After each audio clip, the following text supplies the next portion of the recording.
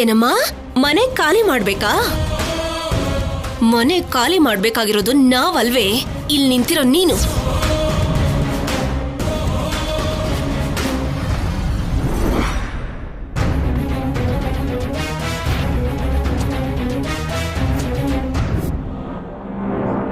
ಏಯ್, ನಿನಗ್ ತಲೆ ಕೆಟ್ಟಿದ್ಯಾನೆ? ಬೆಳಗ್ಗೆ ತಾನೇ ಆಸ್ತಿ ಪೂರ್ತಿ ಬರ್ಕೊಟ್ರಲ್ಲ, ಮರ್ತೋದ್ಯಾ? ನನಗಲ್ಲ, ನಾನ್ ಹೇಳೋದನ್ನ ಕೇಳಿಸ್ಕೊಂಡ್ರೆ ನಿನಗ್ ಕೆಡುತ್ತೆ ತಲೆ. ಅವಳು ಮತ್ತೆ ಕೋರ್ಟ್ಗೆ ಹೋಗ್ತಾಳೆ. ಅವಳ ಜೊತೆ ಯಾಕಮ್ಮ? ಬಿಟ್ಬಿಡು. ನೀನಿರೋ ಅಜ್ಜಿ. ಏನಂದೆ?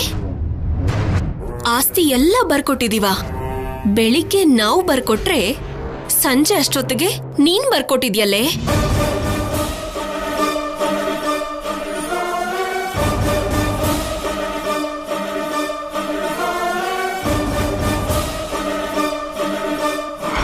ಪಾಪ ಅರ್ಥ ಆಗಿಲ್ಲ ಅನ್ಸತ್ತೆ. ಅಲ್ಲ, ಆಸ್ತಿ ನಾನ್ ಬರ್ಕೊಡೋದು ಅಂದ್ರೆ ಏನು?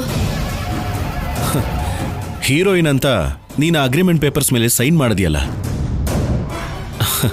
ಅದು ಅಗ್ರಿಮೆಂಟ್ ಪೇಪರ್ಸ್ ಅಲ್ಲ, ಆಸ್ತಿ ಪೇಪರ್ಸು.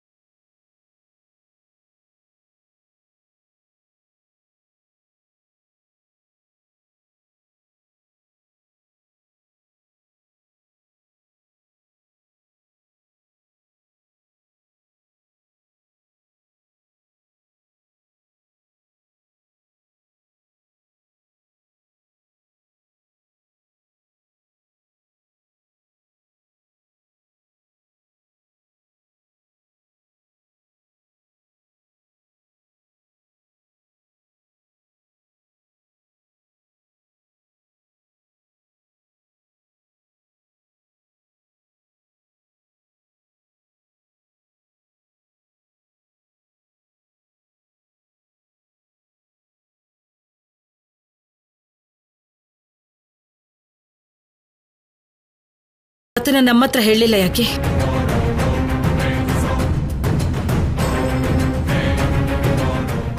ಇವಳಿಗೆ ಚಿಕ್ಕ ಅನುಮಾನ ಬಂದ್ರೂ ಹುಷಾರಾಗ್ಬಿಡ್ತಿದ್ಲು.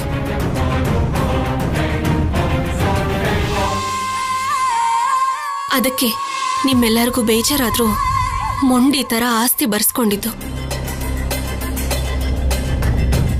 ಅವಳಿಗೆ ಎಲ್ಲೂ ಅನುಮಾನ ಬರ್ದಿರೋ ಹಾಗೆ ನಾನು ಆಫೀಸರ್ ಇಬ್ರು ಹುಷಾರಾಗಿದ್ವಿ.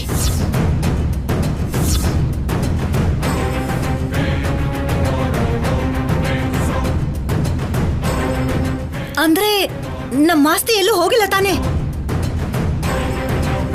ನನ್ನ ಮಗಳು ಹುಚ್ಚಿ ತರ ಅವಳ ಮಾತುಗಳನ್ನೆಲ್ಲ ನಂಬಿ ಯಾಕೆ ಹೀಗೆ ನಡ್ಕೋತಿದ್ದಾಳೆ ಅಂತ ಅನ್ಕೊಳ್ತಿದ್ದೆ. ಈಗ ಅರ್ಥ ಆಯ್ತು ನನಗೆ, ಸಂಪದನಿಗೆ ಬುದ್ಧಿ ಕಲಿಸ್ಬೇಕು ಅಂತ ಹೀಗೆ ಮಾಡಿದಾಳೆ ಅಂತ.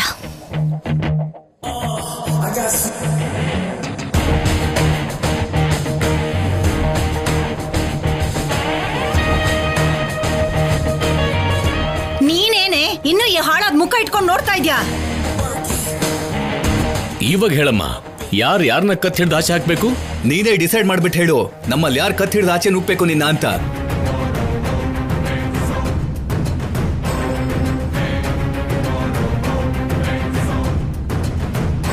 ದೇವ್ರೇ, ನನಗ್ ಹಾರೋ ಅಂತ ಅವಕಾಶನೇ ಕೊಟ್ಟಿಲ್ವಲ್ಲಪ್ಪ ನೀನು.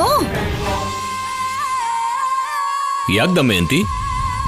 ಇವಳು ಮಾಡಿದ ಕೆಲ್ಸಕ್ಕೆ, ಇವಳು ಆಡಿದ ಆಟಗಳಿಗೆ ಇವಳಿಗೆ ಹಾರ್ ಓದಿಬೇಕು ಅನಿಸ್ತಿದೆ ರೀ.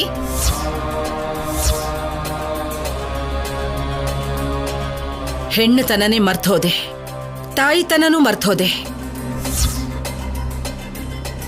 ಆಸ್ತಿಗೋಸ್ಕರ ಹೆತ್ತು ಮಗುನ ಕಟ್ಕೊಂಡಿರೋ ಗಂಡನೂ ಬಿಡೋದಕ್ಕೆ ಸಿದ್ಧವಾದೆ.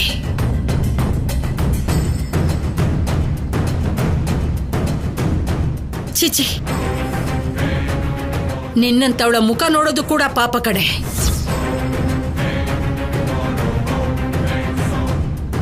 ಹೊರಟೋಗು ಸಂಪದ. ನಿನ್ನ ಆಟಕ್ಕೆ ನೀನೇ ಚೆಕ್ ಇಟ್ಕೊಂಡಿದ್ಯಾ?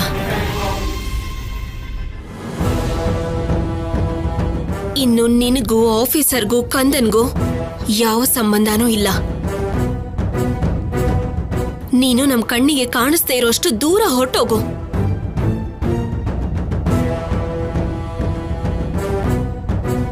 ಅವತ್ತು ಏನ್ ಹೇಳ್ತಿದ್ದೆ ನೀನು? ನನ್ನ ಮಗಳು ನಿನ್ನ ಮಗು ತಂಟೆಗೆ ಬರಬಾರ್ದು, ನಿನ್ನ ಗಂಡನ ಅವಳು ಕಣ್ಣೆತ್ತಿ ಕೂಡ ನೋಡಬಾರ್ದು ಅಂತ ಹೇಳ್ತಿದ್ದೆಲ್ಲ. ನೀನು ಹೆತ್ತು ಮಗುನ, ನಿನ್ನ ಗಂಡನ ನೀನು ಬಿಟ್ಟು ಹೋಗ್ಬೋದು, ಆದ್ರೆ ಕಲ್ಯಾಣಿ ಮಾತ್ರ ಏನು ಮಾಡಬಾರ್ದು.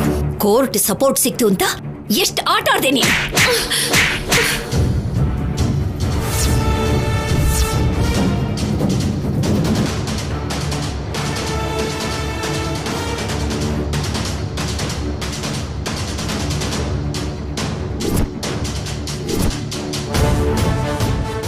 ಇನ್ನೊಂದು ನಿಮಿಷ ಕೂಡ ನನ್ನ ಕಣ್ಮುಂದೆ ನಿಂತ್ರೆ ನಾನು ಏನು ಮಾಡ್ತೀನೋ ನನಗೆ ಗೊತ್ತಿಲ್ಲ. ಹೋಗ್ ಹೊರಗೆ.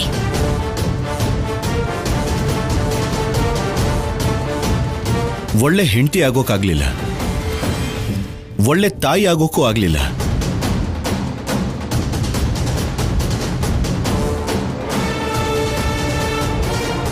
ಅಟ್ಲೀಸ್ಟ್ ಒಬ್ರಾದ್ರೂ ಪ್ರೀತಿಯಿಂದ ಮಾತಾಡ್ಸೋ ಒಳ್ಳೆ ವ್ಯಕ್ತಿನೂ ಆಗೋಕ್ಕಾಗ್ಲಿಲ್ಲ.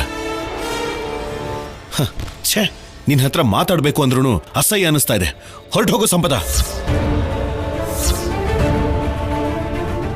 ಆಸ್ತಿಗೋಸ್ಕರ ಹೆತ್ತ ಮಗನ್ನ, ಕಟ್ಕೊಂಡಿರೋ ಗಂಡನ ಬಿಟ್ಟಿರೋ ನಿನ್ನಂತ ಹೆಣ್ಣಿನ ಪಾತ್ರ ಪುರಾಣದಲ್ಲೂ ಕೂಡ ಇಲ್ಲಮ್ಮ.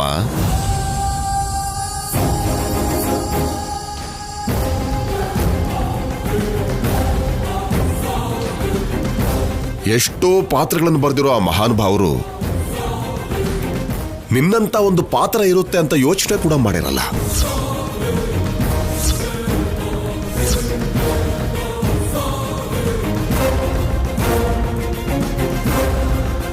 ಹೊರಟೋಗು ಸಂಪದ. ಅಲ್ಲಿ ಒಂದು ಅಮ್ಮನ ಹೊಟ್ಟೆ ಉರಿತಾ ಇದೆ, ಇಲ್ಲಿ ನಿನ್ ಗಂಡನ ಮನಸ್ಸು ಒಡೆದು ಹೋಗಿದೆ. ಮುಚ್ಚಿಟ್ಟಿರೋ ನಮ್ಮ ಆವೇಶ ಮಿತಿ ಮೀರ್ತು ಅಂದ್ರೆ ತಡ್ಕೊಳಕ್ಕಾಗಲ್ಲ. ಹೊರಟೋಗು. ನಡಿಯ ಹೊರಗೆ. ಬರೀ ಬಾಯಿ ಮಾತಲ್ಲಿ ಹೇಳಿದ್ರೆ ಇವಳಿಗೆ ಅರ್ಥ ಆಗಲ್ಲಮ್ಮ. ಇವಳನ್ನ ಕತ್ತು ಹಿಡಿದು ಹೊರಗಡೆ ತಳ್ಳಬೇಕು. ನಡಿಯ ಹೊರಗೆ.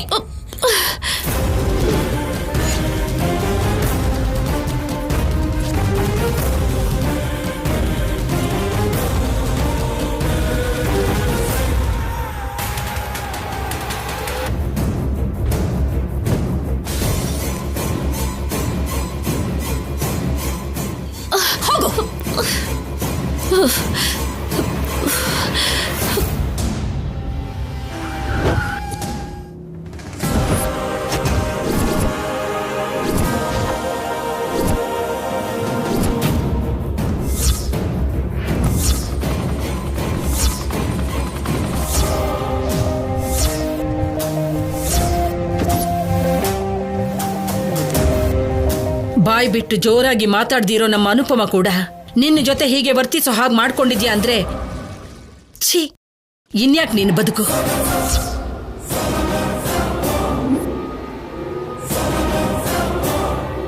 ಹೋಗು ಹೋಗು ಇಲ್ಲಿಂದ.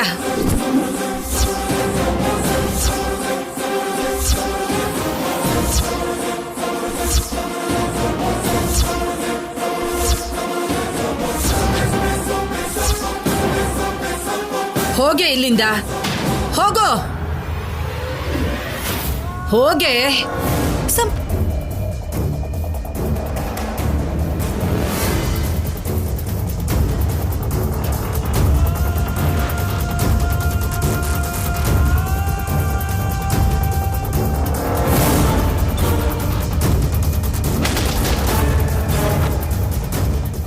ನಮ್ಮ ಮೊಮ್ಮಗಳು ಅಮಾಯಕಿ ಇದ್ದ ಹಾಗೆ ಆ ಸಂಪದ ಮಾತು ಕೇಳಿ ಎಲ್ಲಿ ಮೋಸ ಹೋಗ್ತಾಳೋ ಅಂತ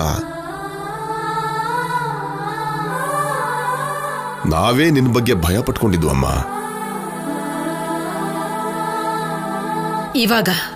ಇವಾಗ ನನ್ನ ಮೊಮ್ಮಗಳು ಅನಿಸ್ಕೊಂಡೆ. ನನಗೂ ಕೂಡ ಒಂದು ಮಾತು ಹೇಳ್ದೆ, ಎಲ್ಲರ ಹತ್ರನೂ ಸೈನ್ ಹಾಕಿಸ್ಕೊಂಡಿಲ್ಲ. ಅವತ್ ನನಗೆ ಏನೂ ಅರ್ಥ ಆಗಿಲ್ಲ. ನೀನ್ ಯಾಕೆ ಹಾಗೆ ಮಾಡ್ದೆ ಅಂತ ಇವತ್ತು ಅರ್ಥ ಆಯ್ತು. ಮನೆಗೆ ಹಿಡಿದು ಶನಿ ಬಿಟ್ಟು ಹೋಯ್ತು.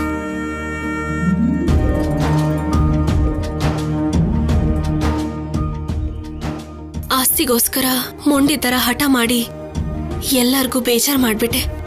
ನಮ್ಮನ್ನ ಕ್ಷಮಿಸ್ಬಿಡಿ.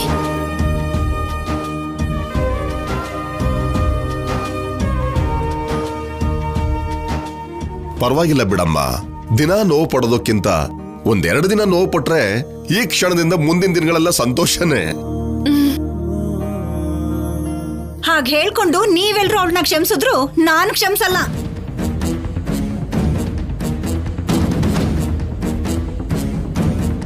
ನಮ್ಮಲ್ಲಿ ಒಬ್ರಿಗಾದ್ರು, ಕೊನೆ ಪಕ್ಷ ನಿಮ್ಮಮ್ಮಂಗಾದ್ರೂ ಒಂದ್ ಮಾತು ಹೇಳ್ದೆ ಇಷ್ಟೆಲ್ಲ ನಾಟಕ ಆಡಿದ್ಯಾ ಅಂದ್ರೆ ಮುಂದಕ್ಕೆ ಇನ್ನೆಷ್ಟು ನಾಟಕಗಳನ್ನ ಆಡ್ತೀಯೋ.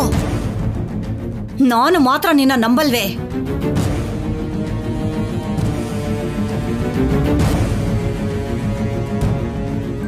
ಅವಳ ಮಾತಿಗೇನ್ ಬಿಡು. ನಿಮ್ ಸಂಸಾರಕ್ಕೆ ಹಿಡಿದಿದ್ದ ಗ್ರಹಣ ಬಿಟ್ಟು ಹೋಯ್ತು. ಇನ್ ಮುಂದೆ ನಿಮ್ ಸಂತೋಷಕ್ಕೆ ಅಡ್ಡಿ ಮಾಡೋರೇ ಇಲ್ಲ.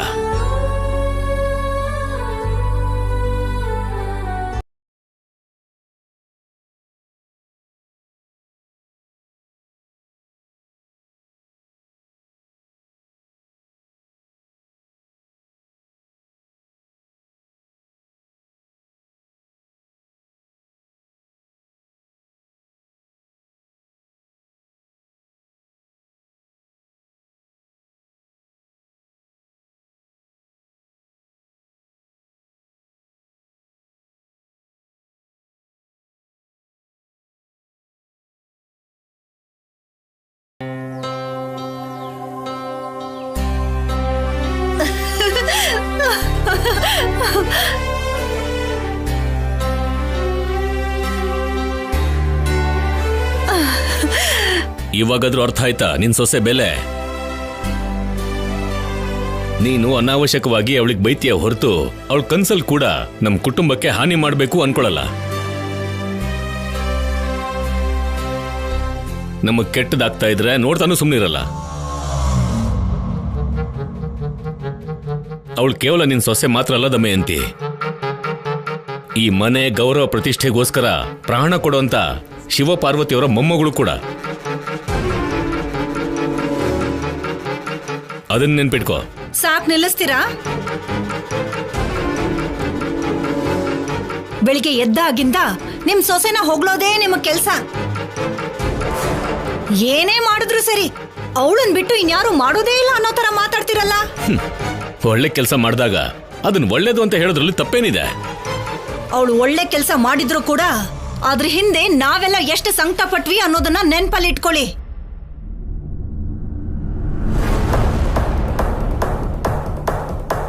ಆ ಒಡವೆ ವಿಷಯದಲ್ಲಾಗಿರ್ಬೋದು, ಈ ಆಸ್ತಿ ವಿಷಯದಲ್ಲಾದ್ರೂ ಆಗಿರ್ಬೋದು, ಕೊನೆ ಪಕ್ಷ ನನಗ್ ಒಂದು ಮಾತು ಕೂಡ ಹೇಳಲಿಲ್ಲ. ಒಡವೆಗಳು ಹೋಯ್ತು ಅಂತ ನರಕ ಅನ್ಭವಿಸಿದ್ವಿ, ಆಸ್ತಿ ಹೋಯ್ತು ಅಂತ ಅಳ್ಳಾಡ್ ಹೋದ್ವಿ. ಇಷ್ಟೆಲ್ಲ ಆದ್ಮೇಲೂ ಏನೂ ಆಗಿಲ್ಲ, ಇದೆಲ್ಲ ನಾಟಕ ಅಂತಾಳೆ. ಇದ್ರ ಮಧ್ಯದಲ್ಲಿ ನಾನು ಟೆನ್ಷನ್ ತಡ್ಕೊಳಕ್ಕಾಗದೆ ಪುಟಕ್ಕಂತ ಹೊರಟೋದ್ರೆ ಅಷ್ಟು ಬೇಗ ಹೋಗಲ್ಲ ಬಿಡೆ. ಏನ್ ಅಷ್ಟು ನಂಬಿಕೆ ನಿಮ್ಗೆ? ನಂದು ವೀಕ್ ಹೃದಯ, ಒಂದ್ ವೇಳೆ ನಿಂತ್ ಹೋದ್ರೆ? ನಿಂತ್ ಹೋಗಲ್ಲ ಅಂತ ಹೇಳ್ತಾ ಇದ್ದೀನಲ್ಲ. ಅದೇ ಯಾಕೆ ಅಂತ ಕೇಳ್ತಿದ್ದೀನಲ್ಲ. ಪಾಪಿ ಚಿರಾಯು ಅಂತ ಹೇಳಿದ್ದಾರೆ. ಮತ್ತೆ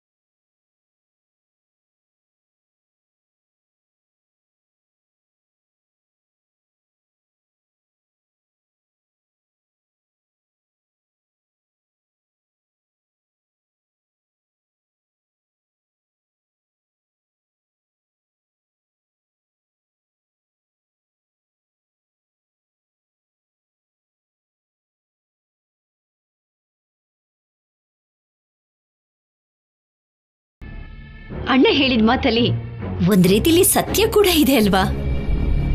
ಅಣ್ಣ ಹೇಳ್ದಾಗೇನೆ ಬೇರೆ ಯಾರಿಗಾದ್ರೂ ತಾಳಿ ಕಟ್ಟಿದ್ರು ಇಟ್ಕೋ, ಅವ್ರು ಹೇಳ್ದಾಗೆ ಮಾಡ್ತಿದ್ದೆ ಅಲ್ವಾ?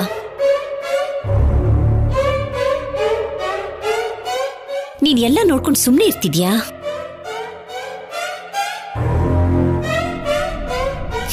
ನನ್ನ ಮಗಳು ಬಂಗಾರ, ಇವಳ ಮನಸ್ಸನ್ನ ನೀನ್ ಯಾವತ್ತೂ ಅರ್ಥನೇ ಮಾಡ್ಕೊಳ್ಳಿಲ್ಲ. ನಿನ್ನ ಬಂಗಾರನ ನಿನ್ನ ಹತ್ರನೇ ಇಟ್ಕೋ ತಾಯಿ, ನಮ್ಗೇನ್ ಅವಶ್ಯಕತೆ ಇಲ್ಲ. ಅದ್ಹ್ಯಾಗ್ ನಾವೇ ಇಟ್ಕೊಳಕಾಗತ್ತಮ್ಮಿ ಅಂತಿ? ನನ್ನ ಮಗಳು ಕುತ್ತಿಗೆಗೆ ಶೌರ್ಯ ತಾಳಿ ಕಟ್ಟಿದಾನೆ. ಸಂಪದ ಕೋರ್ಟಲ್ಲಿ ನನಗೂ ಶೌರ್ಯನಿಗೂ ಯಾವ ಸಂಬಂಧನೂ ಇಲ್ಲ ಅಂತ ಬರ್ದುಕೊಟ್ಟು ಹೋಗಿದ್ದಾಳೆ. ಈಗ ಶೌರ್ಯನೂ ಕಲ್ಯಾಣಿನೂ ಯಾರು ಬೇರೆ ಮಾಡಕ್ಕಾಗತ್ತೆ ಹೇಳು? ಯಾವ್ದೇನೇ ಆದ್ರೂ ಕಲ್ಯಾಣಿ ನಮ್ಮನೆ ಒಳಗಡೆ ಕಾಲಿಡೋದಿಕ್ಕೆ ಅವಕಾಶ ಇಲ್ಲ.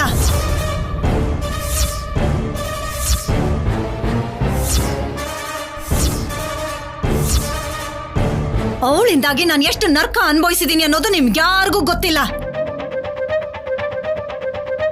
ಎಲ್ಲೇ ಆದ್ರೂ ಹೊಸ ಸೊಸೆ ಮನೆ ಕಾಲಿಟ್ರೆ ಆ ಮನೆಯಲ್ಲಿ ಕನಕ ವೃಕ್ಷ ಆಗ್ಬೇಕು.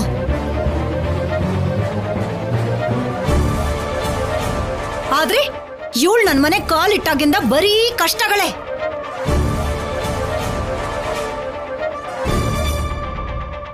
ಅದೇ ನಾನಲ್ದೆ ಬೇರೆ ಯಾರಾದ್ರೂ ಅಲ್ಪ ಪ್ರಾಣದವ್ರಾಗಿದ್ದಿದ್ರೆ ಯಾವತ್ತೋ ಶಿವನ್ ಪಾದ ಸೇರ್ಕೊಂಡಿರೋರು.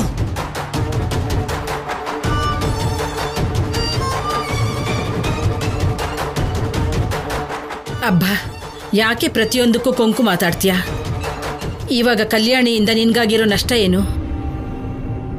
ಆಸ್ತಿ ಕೇಳಿದ್ಲು, ಆದ್ರೆ ಯಾವುದಕ್ಕೋಸ್ಕರ? ಅವಳನ್ನ ನಂಬಿಸೋದಕ್ಕೋಸ್ಕರ ಅಲ್ವಾ? ಹಾಗೇನೆ ಬಿಡಿಗಾಸು ಹೋಗ್ದ ಹಾಗೆ ಕಾಪಾಡಿದ್ದು ಅಲ್ದೇನೆ ನಮ್ಮನೆಗೆ ಹಿಡ್ದಿದ್ದ ದರಿದ್ರನ ಕೂಡ ದೂರ ಮಾಡಿದ್ಲು. ಮತ್ತಿನ್ಯಾಕ್ ಬೇಜಾರ್ ಮಾಡ್ಕೋತೀಯ?